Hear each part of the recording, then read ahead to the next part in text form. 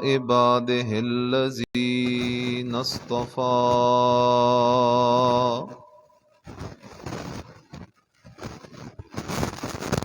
خصوصا على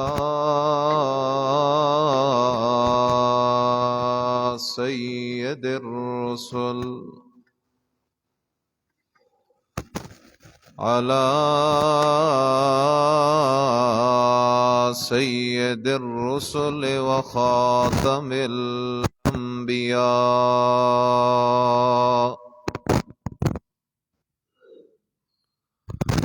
أما بعد فأعوذ بالله من الشيطان الرجيم. بسم الله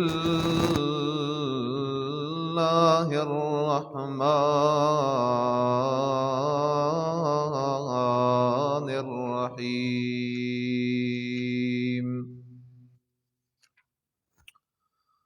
وقضى ربك ألا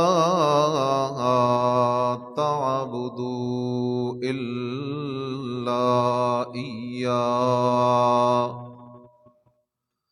وبالوالدين إحسانا إما يبلغن عندك الكبر أحدهما أو كلاهما فلا تقل لهما أف ولا تنهرهما وقل لهما قولا كريما واخفض لهما جناح الذل من الرحمة وقل رب ارحمهما كما ربياني صغيرا. ربكم أعلم بما في نفوسكم إن تكونوا صالحين فإنه كان للأوابين غفورا. إن الله وملائكته يصلون على النبي يا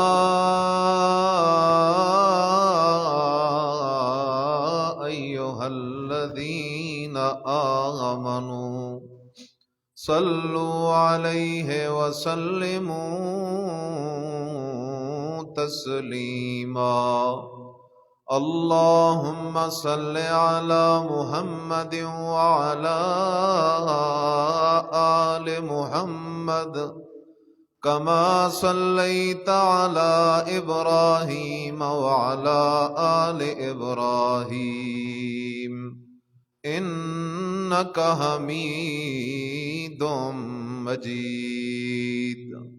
اللهم بارك على محمد وعلى آل محمد كما باركت على إبراهيم وعلى آل إبراهيم إنك حميد مجيد. سبحان ربك رب العزة عما يصفون وسلام على المرسلين والحمد لله رب العالمين.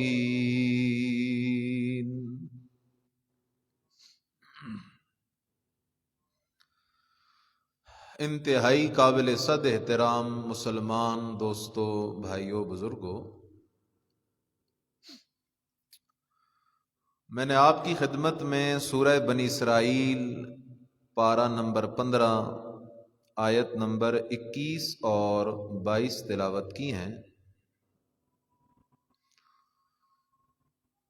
الہ العالمین کے دربار ذی جلال باکمال لازوال میں دعا ہے، رب کریم مجھے قرآن و سنت کی روشنی میں حق بات کہنے اور طرفین کو اس پہ عمل کی توفیق نصیب فرمائے۔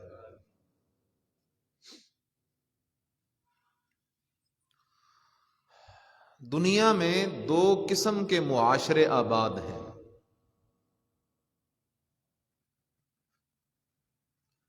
ایک اسلامی معاشرہ اور ایک غیر اسلامی معاشرہ.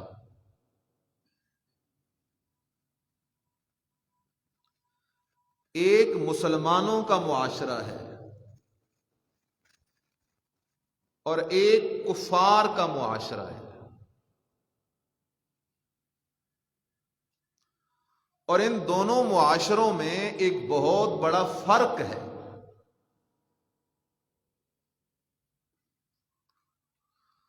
اور وہ فرق یہ ہے کہ اسلامی معاشرہ وہ ہوتا ہے جو اللہ کے حکموں اور نبی علیہ السلام کی سنتوں کے مطابق زندگی گزارتا ہے، اپنی مرضی نہیں، اللہ کی مرضی، اللہ کے رسول صلی اللہ علیہ وسلم کی مرضی. یہ اسلامی معاشرے کی پہچان ہے. بچہ پیدا ہوا، اپنی مرضی نہیں.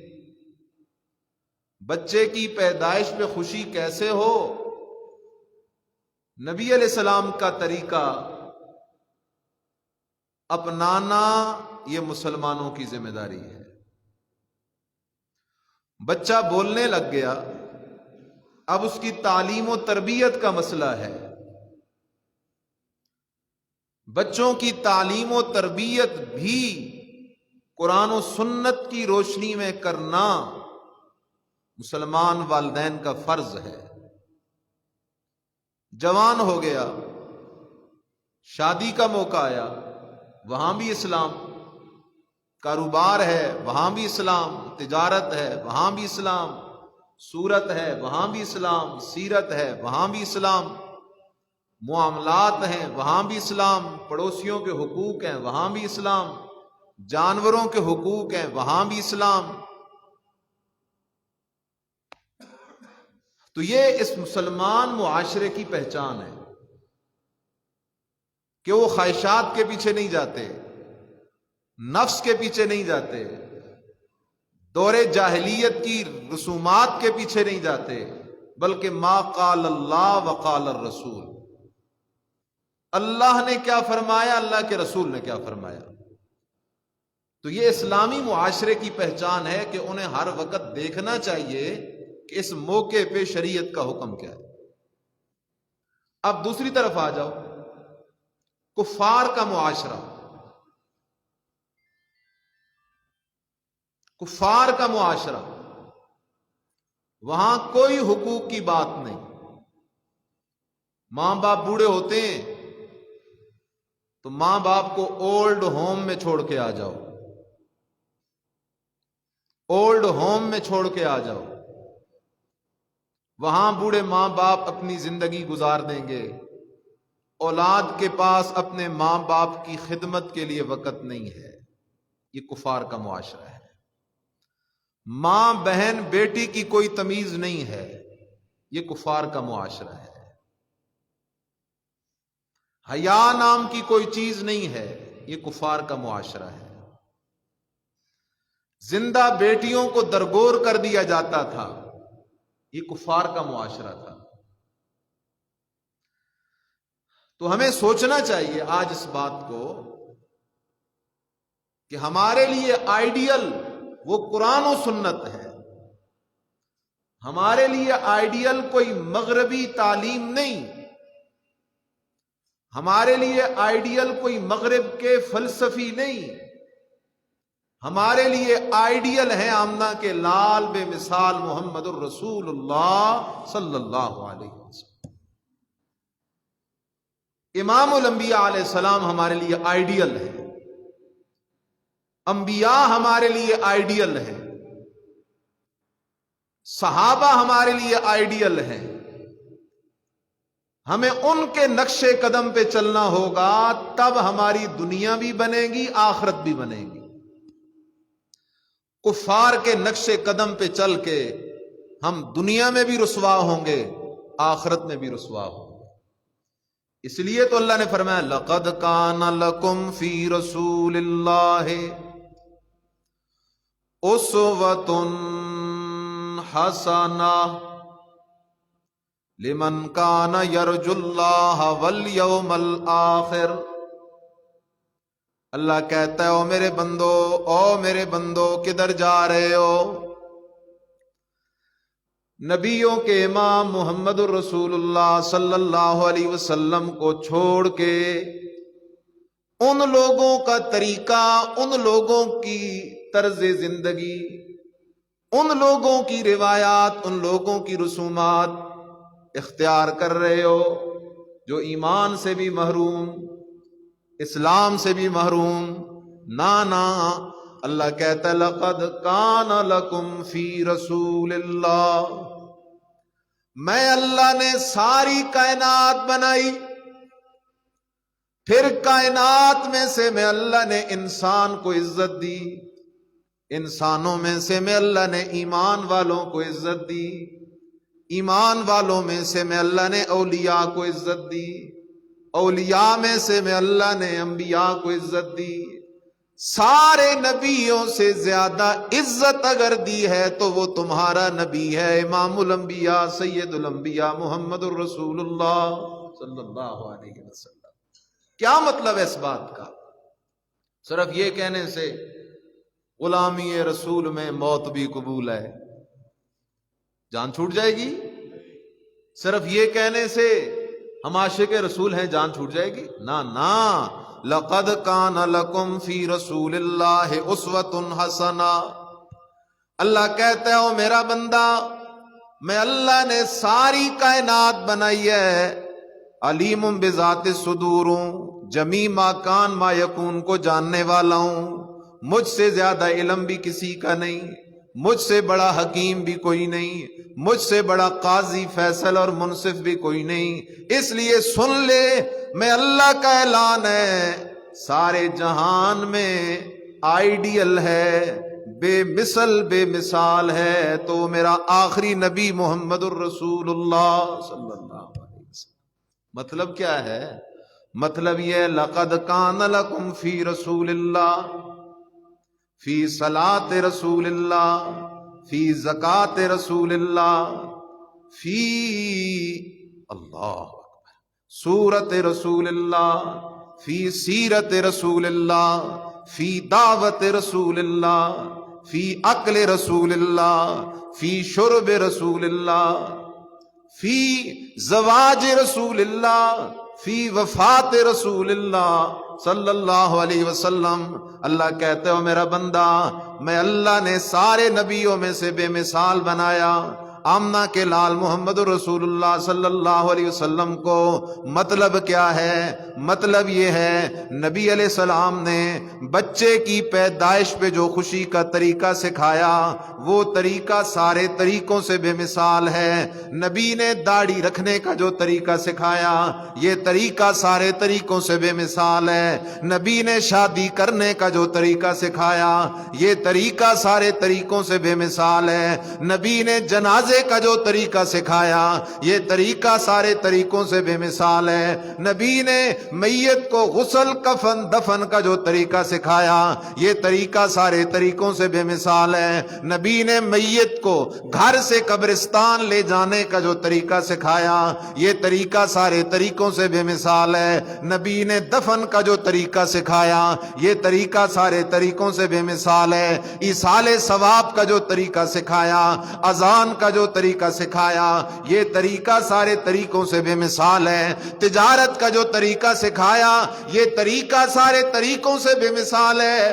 بیویوں سے، اولاد سے، بھائیوں سے، والدین سے، دوستوں سے جو صلہ رحمی کرنے کا طریقہ سکھایا یہ طریقہ بے مثال ہے۔ اگر بندہ اپنی مرضی کرتا پھرے اور کہتا رہے میں عاشق رسول ہوں، یہ 2 نمبر عاشق ہے، 1 نمبر عاشق نہیں۔ 1 نمبر عاشق وہ ہے جس کے گھر میں بچہ پیدا ہو تب بھی محمدی طریقہ، بچہ جوان ہو شادی کا دن ہے تب بھی محمدی طریقہ، گھر میں فوتگی ہو گئی تب بھی محمدی طریقہ، گھر میں خوشی آ گئی تب بھی محمدی طریقہ، جنازہ ہے تب بھی محمدی طریقہ، ایصال ثواب ہے تب بھی محمدی طریقہ، اللہ اکبر اللہ اکبر، بازار ہے تب بھی محمدی طریقہ، مسجد ہے تب بھی محمدی طریقہ، ہر موقع پہ نبی علیہ السلام کی سنتوں کو دیکھ دیکھ کے زندگی گزارنے والا اصلی مسلمان ہے۔ یہ ہے اسلامی معاشرے کی پہچان، اس کے بغیر مسئلہ نہیں حل ہوگا۔ ہاں آج تو اللہ حفاظت فرمائے، مسلمانوں میں وہ رسم و رواج آ گئے جو یہود و ہنود کے تھے۔ اسلام سے ان کا کوئی لینا دینا نہیں، ناراض نہ ہونا، بات کو سمجھنا۔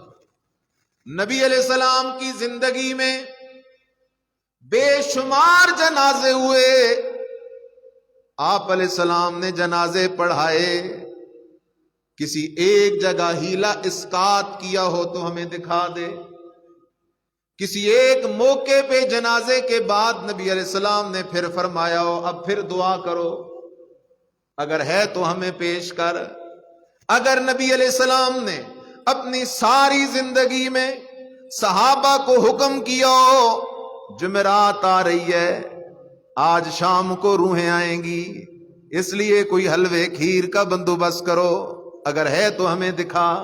اگر نبی علیہ السلام نے صحابہ کو کہا ہو آج تیجا ہے، تیسرا دن ہے، آج ساتواں ہے، ساتواں دن ہے، آج 10واں دن ہے، آج 40واں دن ہے، اگر میرے مدنی نے صحابہ کو یہ طریقہ سکھایا ہوتا تو صحابہ ضرور عمل کرتے، کیونکہ اس میں کچھ جاننا تو ہے نہیں، آنا ہی آنا ہے، آنا ہی آنا ہے۔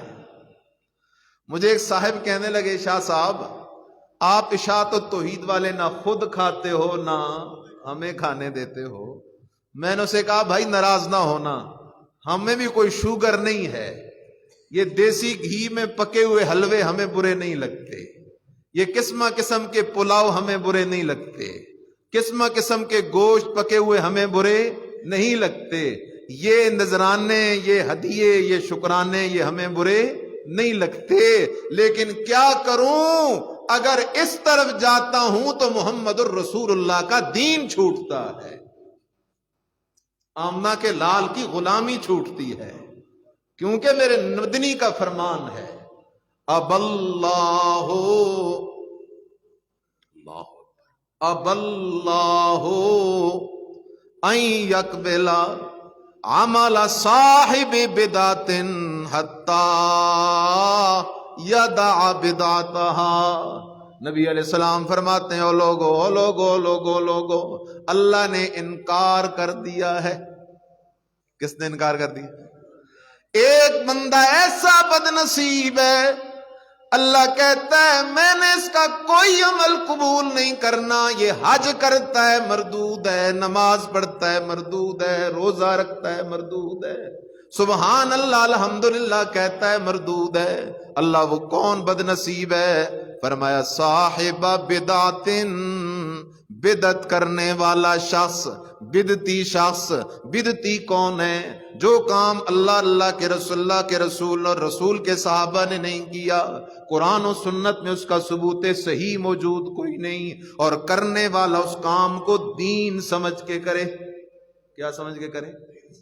تو وہ کام کیا ہوگا؟ بدعت۔ کرنے والا کیا ہوگا؟ بدعتی ہوگا، اور بدعت کرنے والے کا کوئی عمل اللہ قبول نہیں کرتا۔ سبحان اللہ۔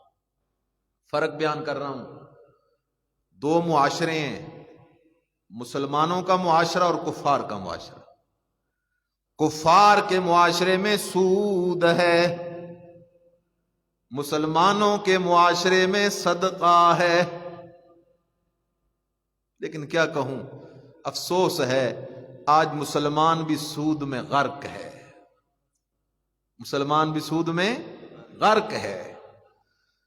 حالانکہ اسلام صدقے کی ترغیب دیتا ہے، سود کی اجازت نہیں دیتا، بالکل۔ سبحان اللہ۔ اس سے بڑھ کے کوئی بات ہوتی ہے؟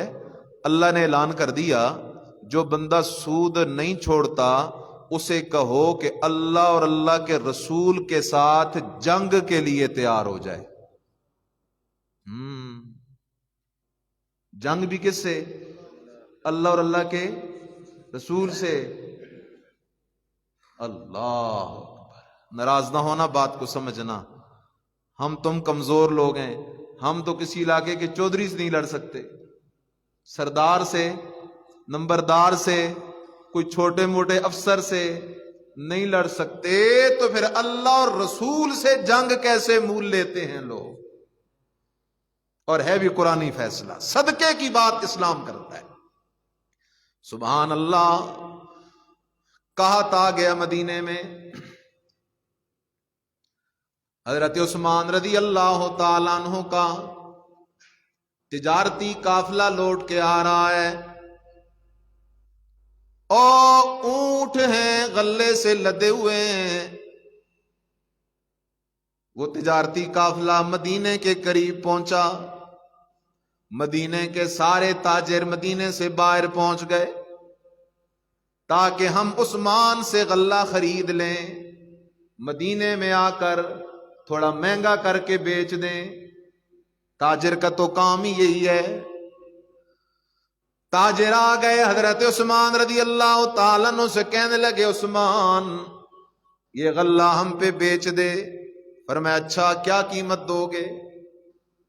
فرمایا جو چیز تو نے 1 روپے کی خریدی ہے ہم 1.25 روپیہ دیں گے، 25 پیسے ہم تجھے نفع دیں گے 1 روپے کے ساتھ۔ حضرت عثمان رضی اللہ تعالیٰ عنہ نے فرمایا نا میں اتنا تھوڑا نفع نہیں لیتا، مجھے کوئی اس سے زیادہ نفع دے رہا ہے، مجھے اس سے زیادہ نفع مل رہا ہے۔ وہ تاجر کہنے لگے اچھا اس طرح کرو، 1 روپے کے ساتھ آدھا روپیہ نفع لے لو، 1 روپے کی چیز ہمیں 1.5 روپے میں دے دو، 100 کی چیز ہمیں 150 میں دے دو، 1,00,000 کی چیز ہمیں 1.5 لاکھ میں دے دو، 50% ہم تجھے نفع دینے کے لیے تیار ہیں۔ حضرت عثمان رضی اللہ تعالیٰ عنہ نے فرمایا نا مجھے کوئی اس سے بھی زیادہ دے رہا ہے۔ وہ تاجر کہنے لگے اچھا اس طرح کر، 1 روپے کے ساتھ 1.25 روپیہ نفع لے لے، 75 پیسے 1 روپے کے ساتھ نفع لے لے۔ فرمایا نا کوئی ہے مجھے اس سے زیادہ دے رہا ہے۔ وہ کہنے لگے چلو 100% نفع لے لو، 1 روپے کے ساتھ 1 روپیہ، 1 کی چیز 2 میں بیچ دو۔ حضرت عثمان رضی اللہ تعالیٰ عنہ نے فرمایا نا مجھے کوئی اس سے بھی زیادہ دے رہا ہے۔ وہ تاجر ایک دوسرے کو دیکھنے لگے، کہنے لگے او یارو مدینے میں ہمارے سوا اور تو کوئی تاجر ہے نہیں، عثمان کو اتنا زیادہ نفع دینے والا کون ہے؟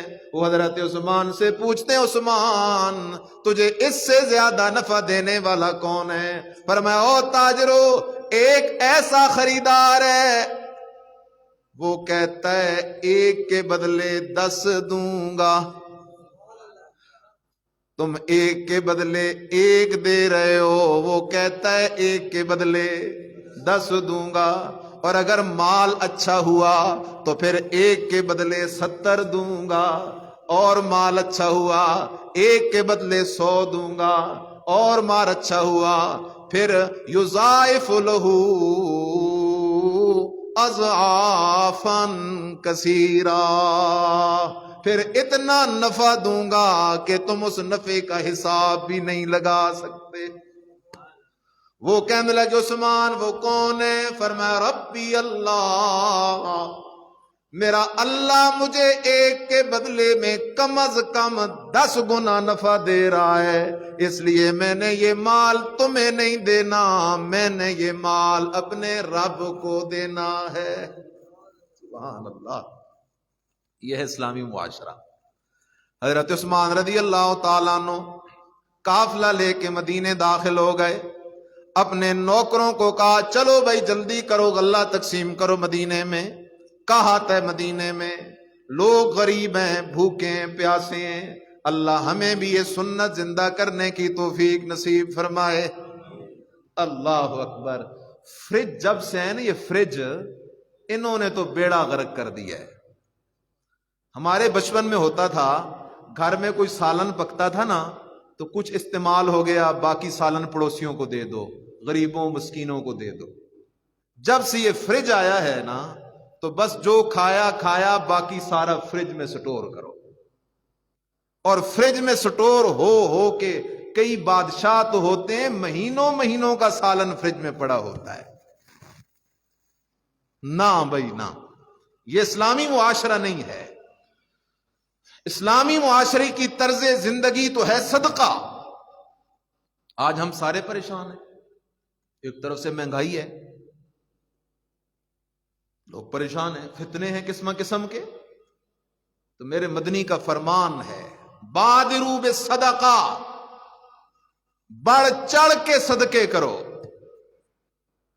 جب تم صدقہ دیتے ہو نا تو وہ صدقہ تمہارے اور مصیبت کے درمیان دیوار کی طرح کھڑا ہو جاتا ہے۔ کس کی طرح کھڑا ہو جاتا ہے؟ دیوار کی طرح کھڑا ہو جاتا ہے، اور پھر وہ مصیبت اس دیوار کو پھلانگ کے تم تک پہنچ نہیں سکتی۔ سبحان اللہ، یقین کی بات ہے۔ آج ہمیں شیطان نے کس طرف چلایا ہوا ہے، اللہ حفاظت فرمائے۔ کسی کے گھر کوئی بیماری آتی ہے تو لوگ منت مانتے ہیں۔ کیا مانتے ہیں؟ ہاں، کہتے ہیں اللہ اگر تو نے مریض کو صحت دی تو پھر میں یہ صدقہ کروں گا، اگر تو نے مجھے یہ نوکری دی تو پھر میں یہ صدقہ کروں گا۔ سمجھو مسئلہ، اللہ کے ساتھ سودے بازیاں نہیں چلتی، یہ درست طریقہ نہیں۔ اور حدیث پاک میں آتا ہے جو بندہ اس طرح منت مانتا ہے اس کو اس کی منت کا کوئی فائدہ بھی نہیں ہوتا، سوائے اس کے کہ کنجوس بندے سے تھوڑا مال نکل آتا ہے۔ آپ علیہ السلام نے فرمایا کنجوس سے اس طرح تھوڑا مال نکلتا ہے۔ اصل طریقہ کیا ہے؟ جیسے ہی کوئی تکلیف آئی ہے، دکھ آئی ہے، فوراً صدقہ کرو۔ اور صدقہ کرنے کے لیے مالدار ہونا بھی ضروری نہیں، یہ بھی ایک شیطان نے دھوکہ ڈالا ہے، ہم تو خود غریب ہیں جی۔ نہ، غریب بھی صدقہ کر سکتا ہے۔ حضرت عائشہ صدیقہ رضی اللہ تعالی عنہا فرماتی ہیں میرے گھر کے اندر ایک عورت آئی، اس کے ساتھ اس کی 2 بیٹیاں ہیں، یتیم بیٹیاں ہیں۔ وہ عورت کہنے لگی عائشہ کھانے کے لیے کچھ نہیں، کچھ صدقہ کر ہمارے اوپر۔ حضرت عائشہ رضی اللہ تعالیٰ عنہ فرماتی ہیں میرے گھر میں بھی سوائے ایک کھجور کے اور کوئی چیز نہیں تھی۔ میں نے فوراً وہ ایک کھجور اٹھا کے اس عورت کے ہاتھ میں دے دی، لے یہ کھجور۔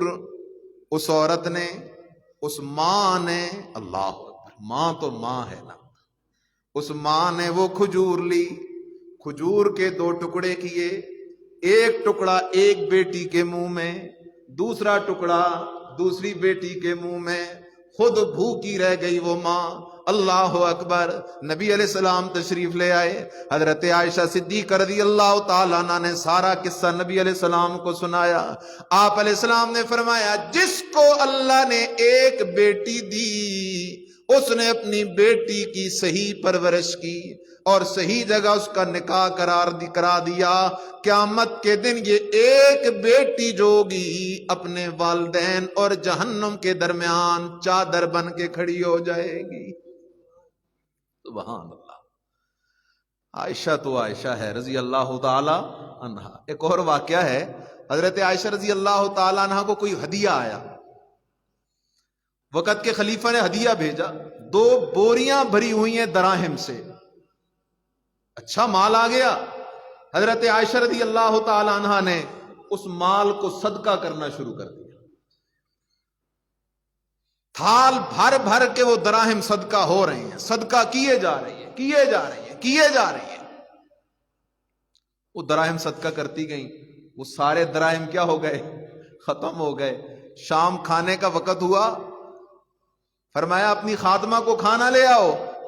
وہ گئی اور اس نے روٹی کے اوپر تھوڑا سا زیتون کا تیل لگایا نا، اور تیل لگا کے وہ روٹی حضرت اما عائشہ صدیقہ رضی اللہ تعالیٰ عنہ کو پیش کر دی.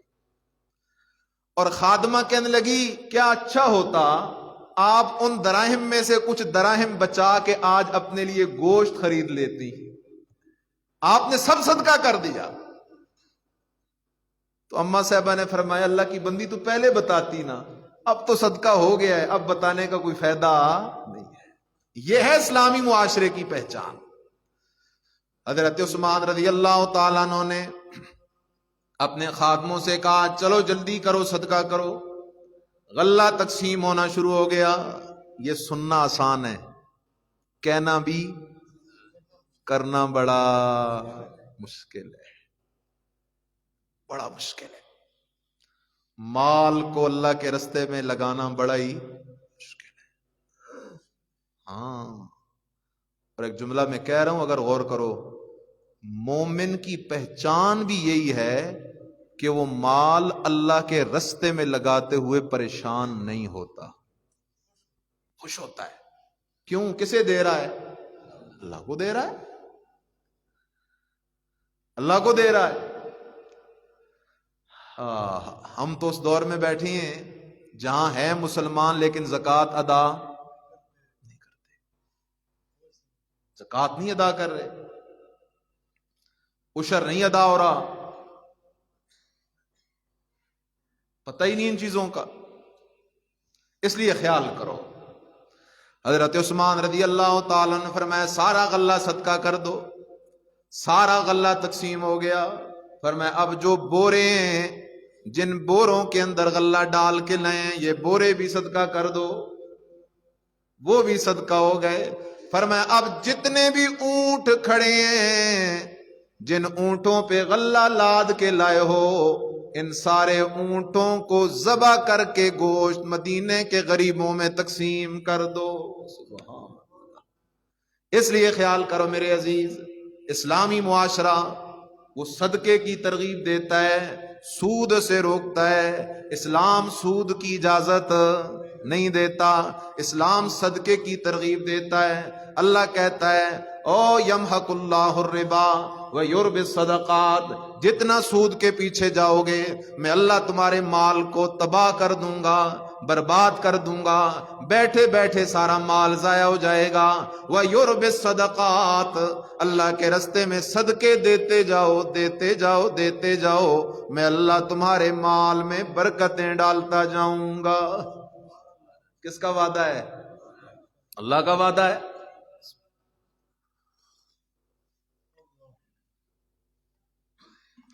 اللہ اکبر. خیر، قرآن مجید کی آیت نازل ہوئی. عجیب واقعہ میرے سامنے آ رہا ہے. آیتیں میں نے کچھ اور پڑھی ہیں، موضوع کچھ اور ہے. من ذا الذی یقرض اللہ قرضا حسنا فیضاعفہ لہ اضعافا کثیرا. اللہ کہتا ہے او میرا بندہ، تیرے محلے میں یتیم بھی ہیں، بیوہ عورتیں بھی ہیں، غریب بھی ہیں، مسکین بھی ہیں، بے روزگار بھی ہیں. خود تو تین وقت تو سیر ہو کے کھاتا ہے، کبھی ان غریبوں کبھی تو نے سوچا ہے یا کوئی نہیں؟ نبی علیہ السلام نے فرمایا ارحموا من فی الارض یرحمکم من فی السماء. او میرے امتیو، تمہارے ارد گرد جو غریب فقیر مسکین لوگ ہیں، ان پر تم رحم کرو، اللہ تم پہ مہربانیاں شروع کر دے گا. قرآن کی آیت نازل ہو گئی من ذا الذی یقرض اللہ قرضا حسنا. کون ہے وہ شخص جو اللہ کو قرض حسنا دے؟ فَيُضَاعِفَهُ لَهُ أَضْعَافًا كَثِيرًا. اللہ کو قرضہ دو، اللہ کو قرضہ دو، اس غریب کو دے کر اللہ کو قرضہ دو، اس یتیم کو دے کر اللہ کو قرضہ دو، اس بیوہ کو دے کر اللہ کو قرضہ دو، اس اپنے مسکین بھائی کو دے کر۔ اللہ اکبر۔ ارد گرد میں غور تو کرو نا، آج تو بڑے لوگ پریشان ہیں، بڑے برے حال ہیں لوگوں کے، اس لیے خیال کرو میرے عزیزا۔ اللہ کہتا ہے من ذا الذی یقرض اللہ قرضا حسنا، جو بندہ دنیا میں اللہ کو قرضہ دے گا، قیامت کے دن میں اللہ وہ قرضہ واپس کروں گا۔ کتنا؟ فَيُضَاعِفَهُ لَهُ أَضْعَافًا كَثِيرًا، اتنا زیادہ بدلے میں دوں گا کہ تم سوچ بھی نہیں سکتے۔ اللہ جاگ رہے ہو؟ میں آپ میں سے کسی سے قرضہ مانگوں تو دو قسم کے لوگ ہوں گے۔ کتنے قسم کے؟ ایک وہ ہیں جنہیں مجھ پہ یقین ہے، وہ کہیں گے یار شاہ صاحب اچھے آدمی ہیں، ہمیں قرضہ واپس دے دیں گے، تو وہ دے دیں گے۔ اور جنہیں یقین نہیں ہے مولوی صاحب ہے کھا جائے گا، تو وہ مجھے کبھی بھی قرضہ نہیں دیں گے۔ سبحان اللہ۔ اور میرے بھائی یہاں تو قرضہ کسے دینا ہے؟ اللہ کو دینا ہے۔ حضرت ابو دہدہ رضی اللہ تعالیٰ عنہ، خیال کر، سن تو صحیح ذرا واقعے کو۔ حضرت ابو دہدہ رضی اللہ تعالیٰ عنہ اپنے باغ میں بیٹھے ہوئے ہیں، کھجوروں کا باغ ہے، 500 کھجوروں کے درخت لگے ہوئے ہیں۔ کتنے سو؟ ہاں بڑا باغ ہے۔ حضرت ابو دہدہ رضی اللہ تعالیٰ عنہ باغ میں، بچے بھی ساتھ ہیں، بیوی بھی ساتھ ہے۔ عربوں کی عادت یہ تھی جب کھجور کا فصل تیار ہوتا سارے باغ میں چلے جاتے، وہاں اپنے لیے چھپر بنا لیتے، ادھر ہی رہتے، کھجور اتارتے، تیار ہوتی، جب کھجور پک جاتی تو فصل لے کر اپنے گھروں کو آ جاتے۔ حضرت ابو دہدہ رضی اللہ تعالیٰ عنہ وہاں بیٹھے اپنے باغ کے اندر، کسی نے آ کے یہ آیت قرآن کی سنائی، نبی علیہ السلام پہ یہ آیت قرآن کی نازل ہوئی ہے، من ذا الذی یقرض اللہ قرضا حسنا فیضاعفہ لہ اضعافا کثیرا۔ حضرت ابو دہدہ رضی اللہ تعالیٰ عنہ بھاگتے بھاگتے بھاگتے بھاگتے نبی علیہ السلام کی مجلس میں پہنچتے ہیں، پوچھتے ہیں یا رسول اللہ صلی اللہ علیہ وسلم کیا یہ آیت نازل ہوئی ہے؟ فرمایا جی میرے صحابی یہ آیت نازل ہوئی ہے۔ خیال کرنا میرے عزیز، توجہ کرنا میرے عزیز، آج تو اور میں تو زکوٰۃ دے کے پریشان ہوتے ہیں، عشر نکال کے پریشان ہوتے ہیں، صدقہ فطر دے کے پریشان ہوتے ہیں، اپنی رسم و رواج پہ لاکھوں اڑا دیتے ہیں، کروڑوں اڑا دیتے ہیں، لیکن اللہ کے گھر کو 10 50 100 روپے دیتے ہوئے بھی تکلیف ہوتی ہے۔ کسی یتیم مسکین غریب کی مدد کرنے کی طرف توجہ ہی نہیں جاتی۔ لیکن دیکھ تو صحیح نا نبی علیہ السلام کے صحابی کو، نبی علیہ السلام کے پاس آ کے پوچھتے اللہ کے نبی کیا یہ آیت نازل ہوئی ہے؟ فرمایا جی میرے صحابی اللہ نے آیت نازل کی ہے۔ کہتا ہے اللہ کے نبی ہاتھ آگے کرو۔ اللہ کے نبی علیہ السلام نے ہاتھ آگے کیا۔ حضرت ابو دہدہ رضی اللہ تعالیٰ عنہ نے اپنا ہاتھ نبی علیہ السلام کے ہاتھ میں رکھ کے فرمایا اللہ کے نبی وہ جو میرے 500 درختوں والا کھجور کا باغ ہے میں نے وہ اللہ کو قرضے میں دے دیا ہے۔ سبحان اللہ۔ کسے قرضے میں دے دیا ہے؟ اللہ کو قرضے میں دے دیا ہے۔ قرآن کہتا ہے ما عندکم ینفد وما عند اللہ باق، جو مال تمہارے پاس پڑا ہے بینکوں میں جمع کر کے بیٹھے ہو، گھروں میں رکھ کے بیٹھے ہو، پتہ ہے لاکھ روپیہ ہے پھر بھی روز گنتے ہو، اللہ نے یہ مسلمانوں کی علامت ذکر نہیں کی، اللہ نے بے دین لوگوں کی علامت ذکر کی۔ فرمایا الذی جمع مالا وعددا یحسب ان مالہ اخلدا کلا لینبذن فی الحطمہ وما ادراک ما الحطمہ نار اللہ الموقدہ التی یطلع علی الافئدہ، اللہ کہتا ہے جس مال کو تو صبح و شام گن گن کے رکھتا ہے، جمع کرتا رہتا ہے، مال کو جمع کرو جمع کرو جمع کرو جمع کرو، تجھے مال سے اتنی محبت ہے، تجھے نماز کی پرواہ کوئی نہیں۔ اور میرے عزیز خیال کرنا، ساری دنیا جہان ایک طرف رکھ دے، اللہ کے در میں کیا ہوا ایک سجدہ ایک طرف رکھ دے، یہ دنیا کا سارا مال ایک سجدے کے برابر بھی نہیں ہے۔ حضرت ابو دہدہ رضی اللہ تعالیٰ عنہ نے وہ مال اللہ کو قرضے میں دے دیا۔ سبحان اللہ، پھر کہہ رہا ہوں، کہنا آسان ہے، سننا بھی کرنا بڑا مشکل ہے۔ 500 کھجور کے درخت لگے ہوئے ہیں اور صحابی کی یہی جمع پونجی ہے، سب کچھ اللہ کو کس میں دے دیا؟ قرضے میں دے دیا۔ اب آگے سن ذرا، لوٹ کے آیا نبی علیہ السلام کا یہ صحابی، باغ کے اندر قدم بھی نہ رکھا، باہر کھڑے ہو کے اپنی بیوی سے کہتا ہے یا ام الدہدہ اخرجی، او دہدہ کی اماں، او میری بیوی، باغ سے نکلا، سامان اٹھا کے باغ سے نکلا۔ وہ کہتی ہے فقیرہ کیا ہو گیا ہے؟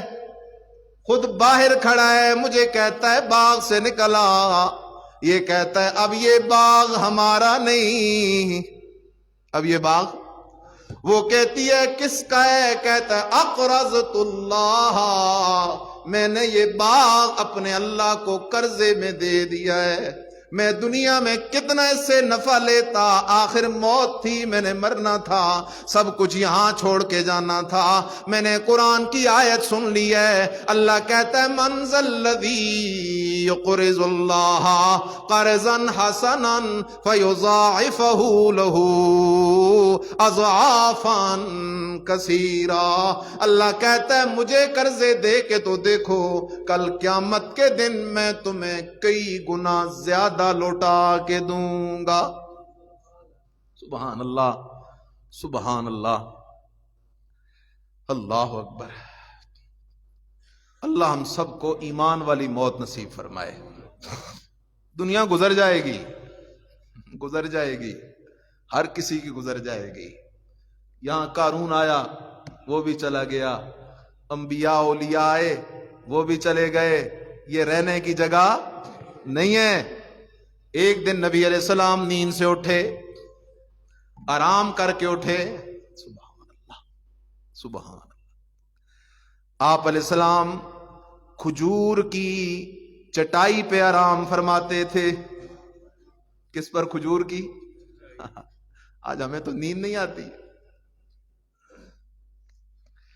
کھجور کی چٹائی پہ آرام فرماتے، جیسے ہی آپ علیہ السلام نیند سے بیدار ہوئے، صحابی دیکھتا ہے نبی علیہ السلام کے بدن پر کھجور کی چٹائی کے جو نشانات ہیں وہ نبی علیہ السلام کی کمر مبارک پہ پڑے ہوئے ہیں۔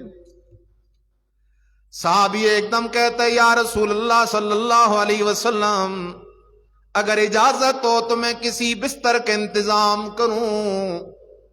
او میرے عزیز، تو دنیا میں دل لگا کے بیٹھا ہے، ذرا سن تو صحیح نا مدنی کریم صلی اللہ علیہ وسلم کا جواب۔ میرے مدنی نے فرمایا مالیا وللدنیا، او میرے صحابی، میرا دنیا سے کیا لینا دینا ہے، میں نے دنیا کو تو کل چھوڑ کے چلے جانا ہے۔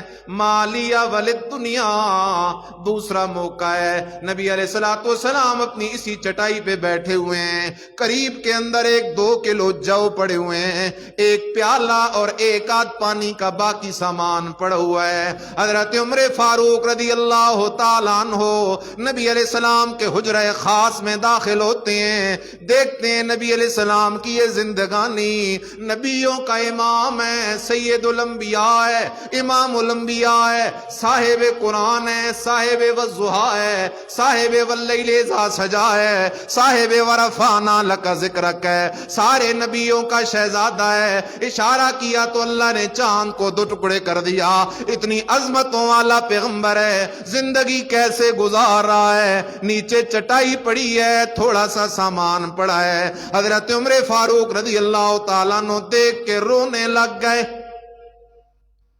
دیکھ کے رونے لگ گئے۔ آپ علیہ السلام نے فرمایا ما یبکیک یا عمر، عمر تجھے کیا بات رلا رہی ہے؟ فرمایا اللہ کے نبی، ایک طرف کیسر اور کسرا، ان کے دربار ہیں، ان کے درباروں کی رونقیں، شاہی صوفے ہیں، شاہی بسترے ہیں، بڑی ٹھاٹ باٹ ہے۔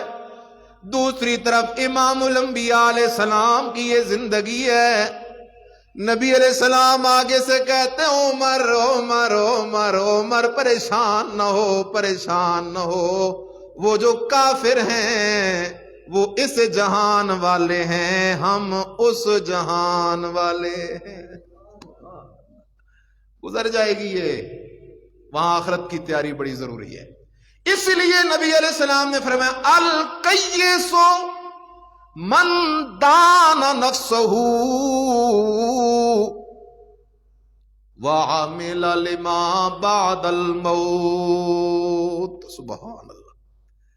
نبی علیہ السلام فرماتے ہیں القیس، بڑا سمجھدار میرا وہ امتی ہے، من دان نفسہ، جس نے اپنے نفس کو قید کر کے رکھا، اپنے دل کو قید کر کے رکھا، دل کا پجاری نہ بنا، دل کے پیچھے چل چل کے زندگی نہ گزاری، دل کی خواہشات کے پیچھے نہیں چلتا رہا۔ من دانا نفسہ وعمل لما بعد الموت، اور اس دنیا میں رہ کر وہ آخرت کے لیے کمائیاں کرتا رہا۔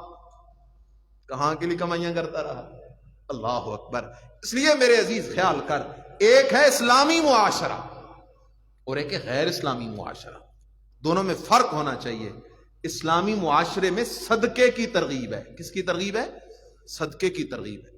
خدا را خیال کرو، عجیب جملہ ہے، جب تم کسی غریب فقیر مسکین کو صدقہ دیتے ہو نا، ہاں، تو یہ نہ سمجھا کرو کہ ہم اس پہ احسان کر رہے ہیں۔